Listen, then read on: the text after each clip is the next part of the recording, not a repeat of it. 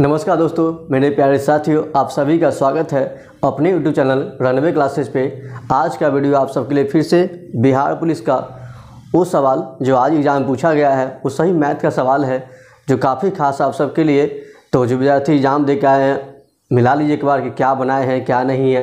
तो सभी सवाल जो कि है ना मेमोरी बेस्ड सवाल है, जो कि एग्ज़ाम में जो बच्चे के सोर्स से मिला है, उन सभी सवाल को लिए हम। ठीक है, तो देखिए इस बार क्या सब आया है। काफ़ी आसान सा सवाल सब है, आप इसे बना ही लिए होइएगा। और जो विद्यार्थी नहीं एग्ज़ाम दिए हैं, उनका एग्ज़ाम आगे होने वाला है, उन सब के लिए काफ़ी खास रहेगा, क्योंकि इसी पैटर्न से आगे और एग्ज़ाम में सवाल आता है और हमेशा से ऐसे ही हुआ है। मान लीजिए जो भी एग्ज़ाम दिए हैं, पहला एग्ज़ाम जो 7 को हुआ था, वहाँ भी ऐसे ही एग्ज़ाम सवाल आया था, 11 को भी ऐसे ही आया था। आज का सवाल भी लगभग उसी पैटर्न का सवाल सब है, कुछ खास नहीं है, अलग नहीं है, टॉपिक सबसे में से ही है। आप देखिएगा, काफ़ी अच्छा लगेगा। तो शुरू करते हैं। पहला सवाल आपका ये प्रॉफिट एंड लॉस का सवाल है, लाभ हानि का सवाल है। एक सेल्स दिया हुआ है 690 रुपया, यानी कि सवाल है सेलिंग प्राइस जो दिया हुआ है आपका 690 है। सेलिंग प्राइस सेल्स दिया हुआ है 690 का, ये ध्यान रखिएगा। आप प्रॉफिट दिया हुआ है, प्रॉफिट यहाँ पर दे दिया है 15% और कॉस्ट निकालना है।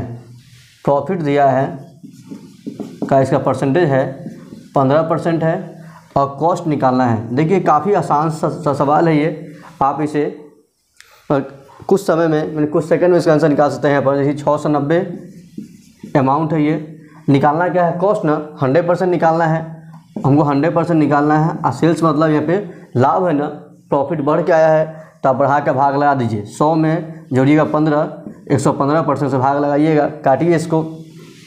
अगर इसे 5 से काटिएगा 20 से कटेगा, इसे 5 से काटिएगा 23 होगा, और 23 का तिगुना होता है 69 ना, 20 गुने 30 कितना होगा 600। काफ़ी इजी सवाल है आपका, 600 इसका कॉस्ट होगा। ठीक है, जो विद्यार्थी 600 लगाए हैं ना, आप सभी का ये बना हुआ सही है। ठीक है ना। उसके बाद देखिएगा और नेक्स्ट सवाल, इसे देख लीजिएगा। देखिए सभी सवाल मेमोरी बेस्ड सवाल है, यानी कि सवाल तो बाहर आता नहीं है। ऐसे में क्या जो मिलता है सवाल आप लोगों के माध्यम से, मैसेज के माध्यम से, वही सवाल हम लेकर आते हैं। तो कहीं भी डाटा का इधर उधर थोड़ा हो सकता है आप, लेकिन टाइप वैसे ही होता है, आप ध्यान रखिए। ठीक है।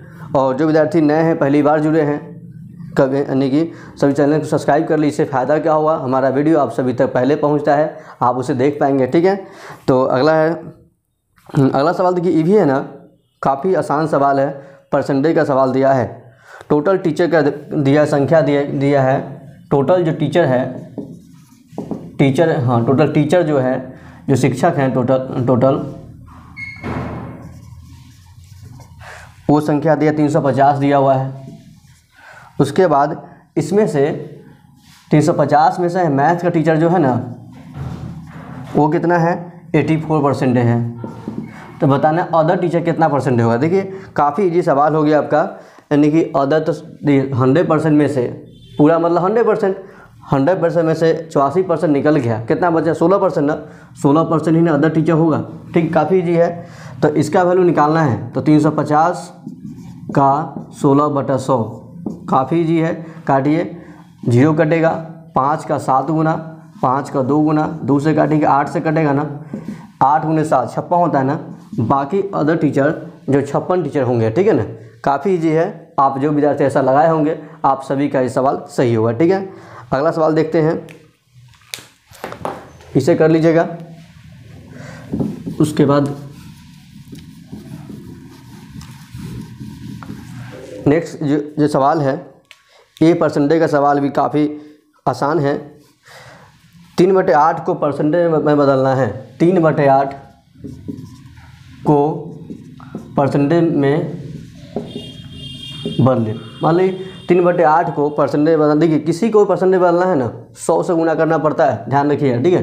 तो 3/8 है, 100 से गुना कर दीजिए, 4 का 2 गुना कटेगा, 4 का 25 गुना कटेगा, 75/2 आएगा, यानी कि 37.5% इसका वैल्यू होगा। ठीक है।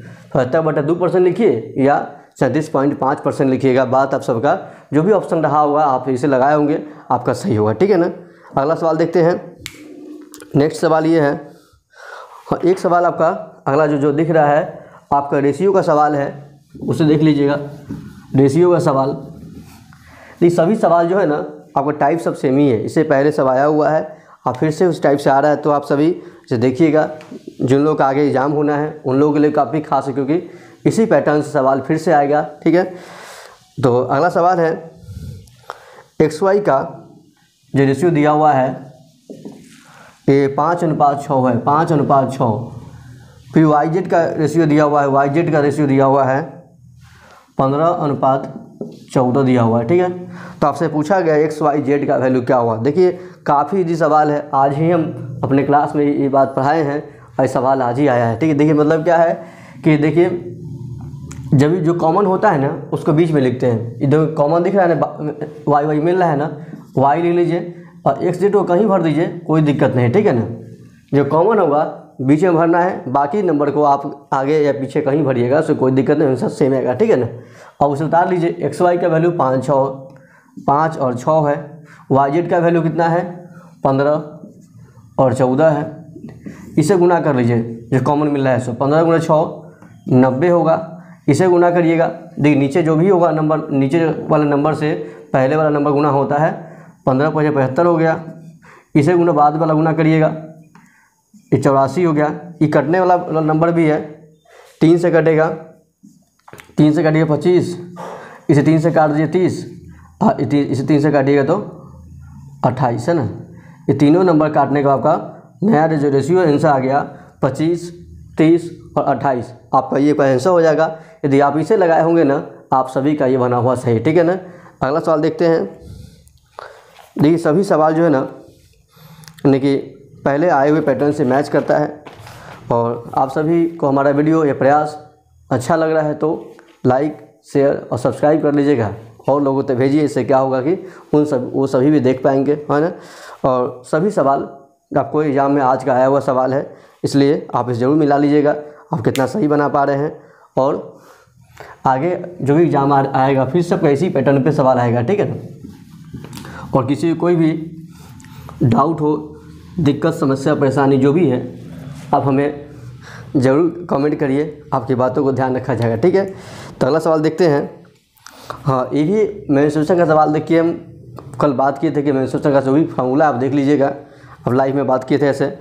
तो ये सवाल है, अर्धगोला का आर दिया हुआ है, त्रिज्या दिया हुआ है, अर्धगोला का त्रिज्या दिया है और पृष्ठ एरिया निकालना है। एक अर्धगोला है, अर्धगोला का त्रिज्या 14 दिया हुआ है, मतलब आर का वैल्यू क्या है 14 है, तो पृष्ठ निकालना है, पृष्ठ क्षेत्रफल। देखिए ऐसा होता है। अब अर्धगोला मतलब जब पता ही आप लोग को अर्धगोला कैसा दिखता है, ऐसा वाला फोटो बना लीजिए, ये आपका अर्धगोला है, ठीक है। और इसका पृष्ठ निकालना है। देखिए इसका फॉर्मूला होता है यानी कि 3πr², वैल्यू भरिएगा 3 × 22/7 गुना आर का मान 14 × 14 भरिएगा, 7 का 2 गुना कटेगा ना, इसे गुना कर दीजिए। गुना करने पर जो भी इसका आंसर आएगा आप लगा लीजिएगा, नहीं 66 × 28 यानी कि 22 × 66 और गुना 28 फिर से करना है। गुना इसे कर लीजिएगा, गुना कर देगा। गुना करते हैं देखिए 8 × 6 = 48 और 14 × 12 12 × 4 = 16 168। 168 को ऐड कर लीजिए, यहाँ आ जाएगा 8 से 14 और 6 से 7 8 और यहाँ पर हो जाएगा 1 है ना, 1848 है ना। गुना ये आप कर लीजिए ऐसे। गुना जो हम किए हैं इसका गुना हो रहा है 1848, ठीक है ना। इसका आंसर होगा, यदि आप इसे लगाए होंगे 1848 लगाए होंगे ना, आप सभी का ये जो सवाल है आपका सही होगा, ठीक है ना। ठीक है, तो अगला सवाल देखते हैं। देखिए आसान सवाल है कि फार्मूला को याद रहेगा ना, अर्धगोला का फार्मूला याद था आप लोग को, आप इसे लगा लिए होइएगा, ठीक है ना। तो ध्यान रखिएगा, आगे भी ये सवाल फिर से आएगा, तो आप मेंस्ट्रुएशन का जो टॉपिक है फार्मूला उसे ध्यान रखिएगा, ठीक है ना। इसे हटाते हैं। अगला सवाल देखिए,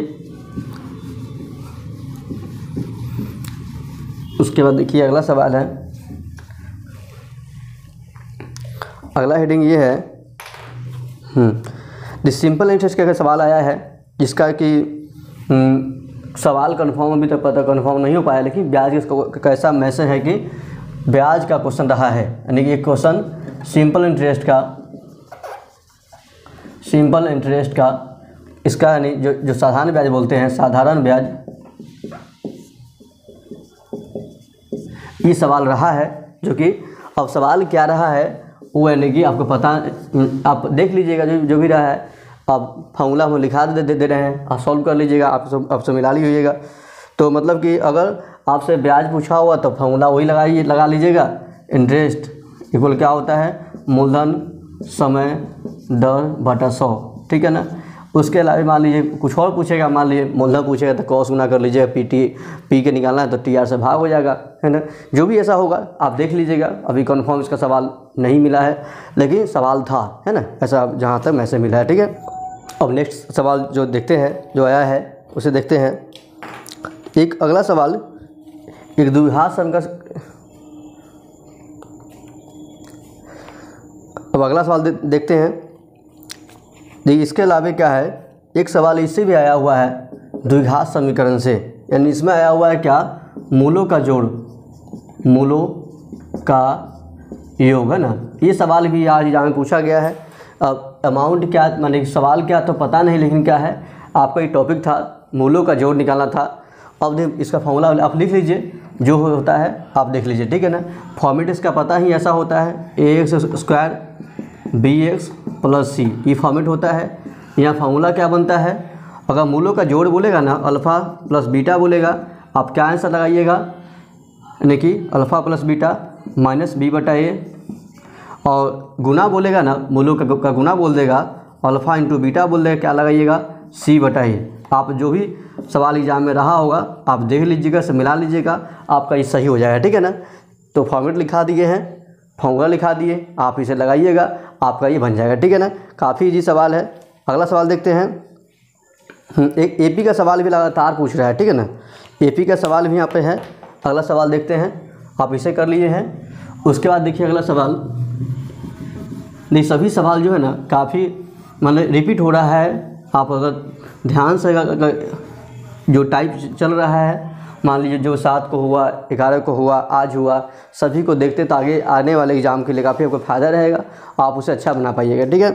तो अगला सवाल देखते हैं। एक एपी का सवाल है, यहाँ भी 7वां पद निकालना था। देखिए अब सवाल क्या है, नंबर क्या था वो पता नहीं, लेकिन ध्यान रखिए एक एपी का सवाल आया था जो कि 7वां पद निकालना है, 7वां पद निकालना था।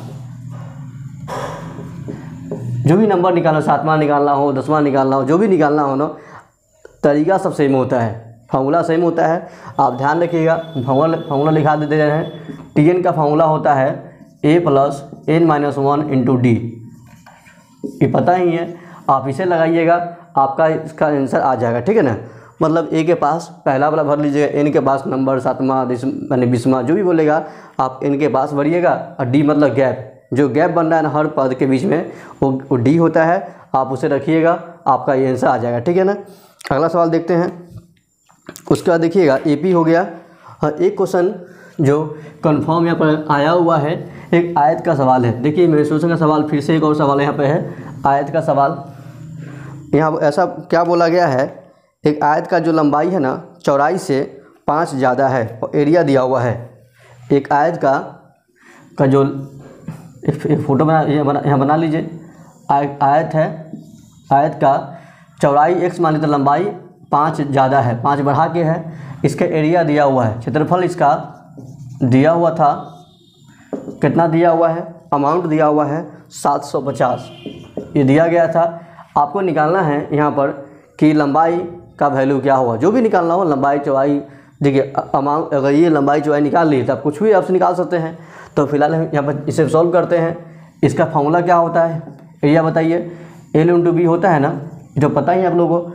तो देखिए L का मान ये है, हम L भी गुना करना है, यानी x एगो में लंबाई का वैल्यू x + 5 है और चौड़ाई का वैल्यू सीधे x है ना, सीधे x है, और दोनों गुना होने हो गए ना, आया हुआ है कितना 750। सॉल्व कर लीजिए। अब देखिए देखा जाए तो इसकी तुलना में 5 को ज़्यादा है कि नहीं।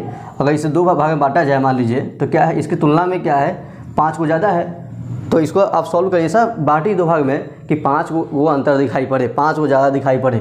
तो क्या करिएगा आप ये रफ कर देना, ये सॉल्व कर देते हैं। यहाँ पर हम इधर लेते हैं, इधर देखिए 750 है, इसे 5 से लगाइए, 5 से लगाइएगा तो 15 × 75, फिर 5 से लगाइएगा 30 होगा। देखिए हो रहा है, ये 25 हो रहा है, ये 30 हो रहा है ना। मानिए आपका एगो इसमें से 25 होगा, एगो 30 होगा, ठीक है ना। ये जो 5 ज़्यादा है वो लंबाई हो गया और जो 5 कम है वो क्या चौड़ाई हो गया। मतलब कि लंबाई का वैल्यू हम निकाल लिए 30, चौड़ाई का वैल्यू निकाल लिए 25, है ना। आपका आंसर होगा, जो भी आंसर रहा होगा आप लगा लीजिएगा। एल का वैल्यू निकाल लिए यहाँ पर 30 और बी का वैल्यू निकाल लिया यहाँ पर 25, है ना। ठीक है, आपका ये आंसर आ चुका है, ठीक है 25 और 30, है ना। आप ध्यान रखिएगा। तो ये भी सवाल काफ़ी आसान सा सवाल था, फॉर्मूला याद है, तरीका पता है तो आप इससे लगा सकते हैं, ठीक है ना। आयत वाला क्वेश्चन हो गया। उसके बाद देखिएगा ये सब हो गया है।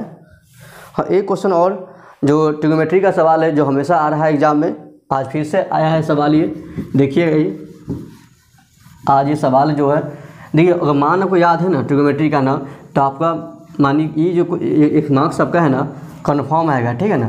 मतलब इससे सवाल आ रहा है, मार्क्स अगर यदि का मान को याद हो गया तो आप इसे बना सकते हैं आसानी से, ठीक है ना।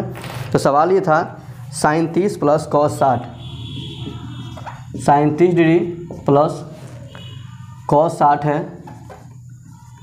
और माइनस में है ये cos 30 और प्लस sin 60 है, sin 60, ठीक है ना। ये सब डिग्री ऐसा लिखा हुआ है और इसका वैल्यू निकालना है, ठीक है ना।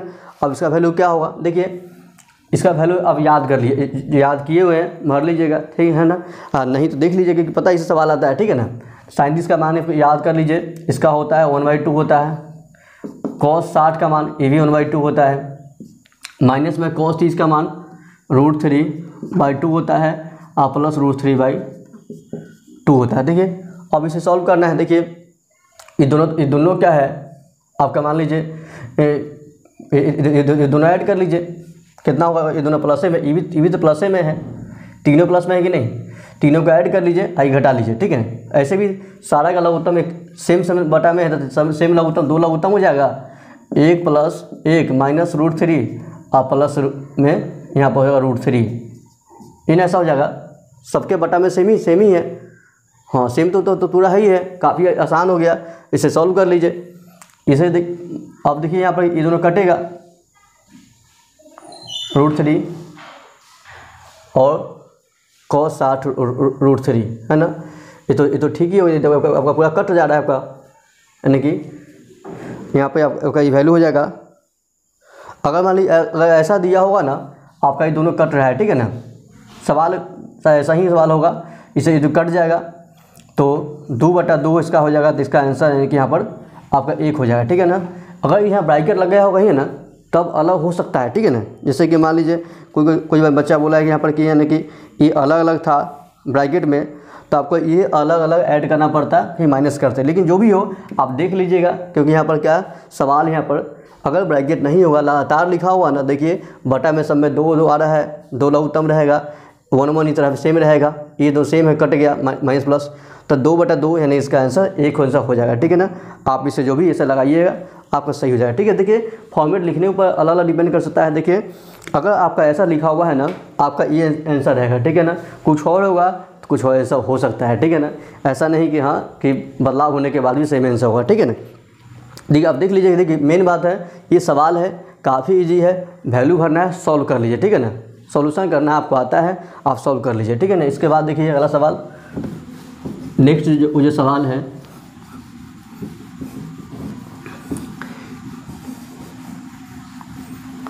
अगला जो हेडिंग है ये पूछा गया है आपका। हाँ, एक सवाल आपका कंपाउंड इंटरेस्ट क्या है, जो कि देख लीजिए बोला मूलधन दिया हुआ है 64,000, उसके बाद रेट दिया हुआ है 15% दिया हुआ है, टाइम दिया हुआ है आपका 3 वर्ष का दिया हुआ है। आपको यहाँ पर CI निकालना है। काफ़ी इजी सवाल ये आज हम आया हुआ सवाल है, कुछ नहीं करना है आपको, हम बताए हैं, देखिए फॉर्मूला आप कुछ नहीं पढ़े हुए हैं ना, टाइम लगेगा सीखने में, उतना कुछ ना करिए, सिंपल और कुछ ना जानते थे से बेसिक तरीका ये होता है, आप इसे उतार लीजिए, ठीक है ना, उसे उतार लीजिएगा। इतना साल इतना परसेंटेज पहला साल में कमाएंगे तो पैसा बढ़ेगा, फर्स्ट ईयर में बढ़ा के लिखिए 115 कर दीजिए, फिर सेकेंड ईयर 115 कर दीजिए, फिर थर्ड ईयर 115 कर दीजिए। कुछ नहीं करना है, नहीं आता है आपके लिए बेहतर तरीका बता दिए, ठीक है ना। बस सिंपल तरीका लिखना है, सॉल्व करिएगा, काटिएगा, कुछ इसका वैल्यू, ये जो वैल्यू आएगा ना, अब अमाउंट निकलेगा, कितना पैसा बढ़ के हो गया सो निकलेगा, ठीक है ना। इसे काटिएगा, काटने पे इसका अब गुना भाई से कर लीजिए, ठीक है ना, जैसे वो टाइम लग जाएगा, ठीक है ना। अब इसे लिखा दे, इसका हम काटिए तो आपको यहाँ 97,336, इस काटने में आपको 97,336 हो जाएगा। और ये अगर अमाउंट कहे तो आप यहीं से लगा लीजिए, अमाउंट नहीं कहे, CI कहे, ब्याज कहे तो क्या करिए, इसमें से 64,000 घटा दीजिए। इन्हें मूलधन था, इसमें घटा दी 64,000, इतना मूलधन घटाइएगा, मतलब ये अमाउंट था, ये मूलधन है, घटाएंगे तब बचेगा आपका CI। तो कितना घटाने पर 6 बचेगा, 3 बचेगा, 3 बचेगा, ये 7 में जाएगा 3 बचेगा, और 9 में से 6 गया 3 बचेगा, आपका ये CI हो गया। यदि आप इतना लगाए होंगे ना, आप सभी का ये बना हुआ सवाल सही, ठीक है ना। तो इस तरीके से क्या है, ये तो लगभग पूरा हो गया सवाल, जो भी सवाल एग्जाम में आए थे आज, हाँ पूरा सवाल आज को हो गया, ठीक है ना। जो भी मिला, देखिए हो सकता है कुछ और सवाल भी होगा जो नहीं आया होगा, नहीं छूट गया होगा, तो देखिए सवाल तो मार्केट में नहीं मिला है, इसलिए जो भी आप सभी के माध्यम से मैसेज है, चाहे जो भी माध्यम से आप लोग मिला है, तो क्या है उसी तरीके से आज बता दिया गया है। आपके पास भी और कोई सवाल होगा हमें ज़रूर बताइएगा, आपको इस बातों का, आपके सवाल का हम फिर से यानी कि उसे सॉल्व करवा देंगे, ठीक है ना। तो हमारा वीडियो, हमारा प्रयास आप सभी को कैसा लगा हमें ज़रूर बताइएगा। अच्छा लगे लाइक शेयर और सब्सक्राइब करिए, इससे फ़ायदा क्या होता है, आप तक हमारा वीडियो पहले पहुंचता है, देख पाते हैं, और आप सबको निश्चित ही फ़ायदा होगा। तो आप सभी से शेयर कर दीजिएगा और आपके आगे देखिएगा। मिलते हैं कुछ नया टॉपिक लेकर नए वीडियो में, तब तक के लिए धन्यवाद।